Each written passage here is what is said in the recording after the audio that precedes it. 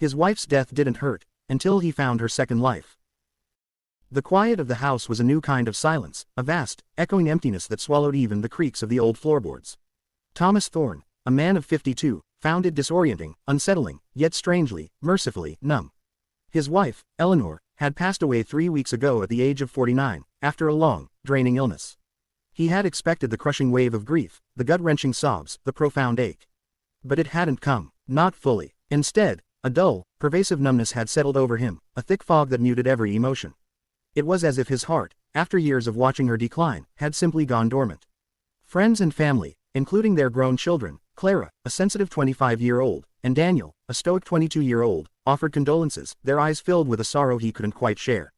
They saw his calm, his composure, as strength. He saw it as a terrifying void. He worried, privately, that he was broken, that his capacity for love and sorrow had withered with Eleanor's last breath. His days had fallen into a rhythm of quiet routine. He cleaned the house, cooked simple meals, and meticulously sorted through Eleanor's belongings. Each item, a dress, a book, a forgotten scarf, felt like a relic from a distant past, devoid of the emotional charge he knew it should hold. He felt like an archaeologist, excavating a life that was once intimately entwined with his own, but now felt strangely separate. One afternoon, a sharp, unseasonable rain hammered against the windows, driving him into the attic. Eleanor had always been the one to manage the family's accumulated memories, neatly packing away childhood drawings, old photographs, and sentimental trinkets. Thomas, always the more practical of the two, had left it to her. Now, facing a mountain of boxes, he felt a faint flicker of annoyance that even in death, her meticulousness still presented a challenge. He found the box tucked away in a corner, beneath a dusty pile of old holiday decorations. It was smaller than the others, unassuming, and unmarked. Curiosity, a fleeting emotion in his numb landscape, pricked at him. He pulled it down, the cardboard soft with age, and carried it to the center of the attic, where a single bulb cast a weak, yellow glow. Inside, carefully arranged, were not the usual family mementos, but objects Thomas had never seen before, or perhaps, had simply overlooked in the busy currents of their life together. There was a well-worn passport, thick with stamps from countries he didn't recognize, Cambodia, Peru, Mongolia. A tattered journal, its leather cover soft from years of handling. A collection of intricate, hand-carved wooden animals. And at the bottom, a faded photograph. The photograph showed Eleanor, but not the Eleanor he knew. Not the elegant woman who meticulously managed their home, or the frail woman ravaged by illness. This Eleanor was younger, vibrant, her hair wild, her face tanned and streaked with dust. She wore rugged hiking clothes, a massive backpack slung over one shoulder, and a broad, uninhibited smile that stretched across her face, a smile Thomas had never witnessed. She was standing in front of a majestic, snow-capped mountain range, a landscape utterly foreign to him. Thomas stared at the photograph, a tremor, the first real physical sensation in weeks, running through him. This was not his Eleanor. Or rather, this was a version of Eleanor he had never known. A secret life, meticulously hidden. The passport confirmed it. Entry and exit stamps from years he thought he knew, years where she was supposedly living a quiet, domestic existence. He opened the journal, his hands trembling. The handwriting was hers, undeniably. The first entry was dated 20 years ago, long before her illness, even before Clara was born. It spoke of a profound restlessness, a yearning for adventure that she felt stifled in her conventional life. It described her first solo trip, a daring escape to the Himalayas, undertaken under the guise of visiting a sick aunt. The journal chronicled years of secret expeditions. Her meticulously planned, girls' weekends, were actually treks through ancient ruins. Her charity work, trips were journeys to remote villages in the Amazon. She wrote with a raw passion, a boundless energy, detailing encounters with exotic cultures, the thrill of overcoming physical challenges, the breathtaking beauty of untouched wilderness. She described scaling jagged peaks, navigating treacherous rivers, sleeping under vast, alien skies.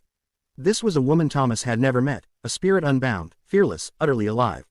The words burned into his mind. I am most myself when the air is thin and the path unknown, she had written in one entry. This is where I breathe, where I truly exist. His numbness began to crack, replaced by a bewildering cocktail of emotions.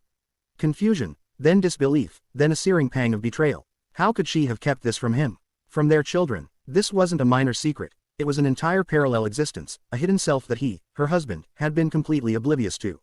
He felt a painful pang of jealousy, too. This vibrant, adventurous woman, this hidden Eleanor, was a stranger. And he had loved the familiar, quiet Eleanor, never knowing this wild, extraordinary spirit lay dormant, or rather, secretly thriving. He spent the rest of the day in the attic, devouring the journal, poring over the passport stamps, examining the wooden carvings, each a unique animal from a different continent, a tangible souvenir of a hidden journey. The more he read, the more he felt like an intruder, an unwitting participant in a life that was never meant for his eyes. He found entries where she spoke of him, of their children. She wrote with affection, with love, but also with a quiet melancholy. "They are my anchors, my beautiful, beloved anchors," one entry read, "but sometimes, the anchor chain feels too short." It wasn't a condemnation, but a confession of a soul torn between two worlds. She loved her family, but she needed the wild, the unknown, to truly feel alive. The most painful entries were those from the last few years, as her illness took hold. The entries became sparser, filled with a profound regret. She wrote of watching travel documentaries, tracing maps with her finger, yearning for the open road, for the mountain air. "The cage is tightening," she wrote, heartbreakingly. "My spirit longs to fly, but my body keeps me tethered." The numbness in Thomas finally shattered. Not with the expected wave of grief for the Eleanor he knew, but with a complex, agonizing sorrow for the Eleanor he hadn't known. For the vibrant spirit that had been confined, yearning, hidden. He wept, the tears hot and cleansing, for the secret life she had led, for the dreams she had chased alone, and for the profound depth of her soul he had only just begun to glimpse. He realized the irony. His wife's death hadn't hurt him. Not truly, but the discovery of her second life did. It shattered his complacency, his comfortable assumptions, and revealed a chasm of unspoken desires and hidden depths he had never even suspected. He descended from the attic, the box of secrets clutched to his chest. Clara and Daniel were in the living room, a quiet sadness hanging between them. Thomas sat down, placing the box on the coffee table. He looked at his children, their faces still etched with the raw pain of their mother's passing. He knew he had to share this. This was not just Eleanor's secret, it was a part of her, a part of their legacy.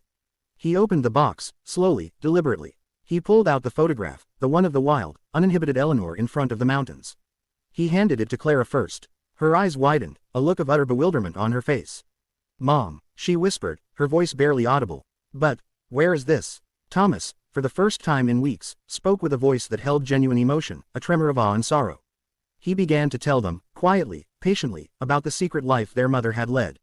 He explained the passport, the journal, the countless adventures. He read excerpts from the journal, his voice thick with emotion, allowing Eleanor's words to fill the quiet room, breathing life into the hidden corners of her past. Clara listened, her eyes filling with tears, a complex mixture of shock, wonder, and a new kind of grief washing over her face. Daniel, usually so reserved, leaned forward, his gaze fixed on the photographs, a dawning realization in his eyes.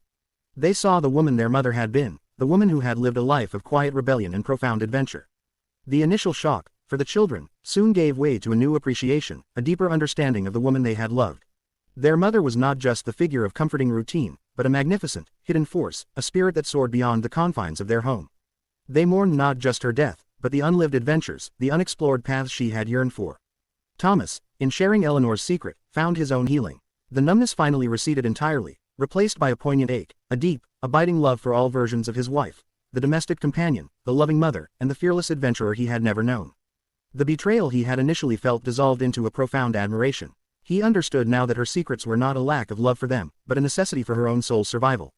He started visiting places she had written about, small, obscure landmarks mentioned in her journal. He hiked local trails, pushing himself physically, feeling a connection to her adventurous spirit. He bought a camera, not a professional one like Julian Vance's, but a simple point and shoot, and began taking photographs, not for social media, but for himself, capturing the beauty of the world, just as Eleanor had. He found a strange comfort in retracing her footsteps, in experiencing the echo of her secret joy. The house, once filled with a suffocating silence, now felt different. It was still quiet, but it was no longer empty. It was filled with the vibrant ghost of Eleanor's hidden life, with the whispers of mountain winds and the rustle of jungle leaves. Her books on adventure, once mere decorative objects, now held a new, deeper meaning, a testament to her unquenchable spirit. Thomas realized that love, true love, meant accepting every facet of a person, even the ones kept hidden. Eleanor's death had been a wound, but the discovery of her second life had opened it further, not to fester, but to allow a deeper, more profound form of healing to begin. He knew he would never fully recover from her loss, but he would carry her entire story now, the known and the unknown, forever etched into the fabric of his heart. The quiet of his house was no longer a void, it was a sanctuary, filled with the presence of a woman who had truly lived, in more ways than anyone could have known. He finally understood that grief was not just sorrow for what was lost, but an ongoing discovery of what had truly been.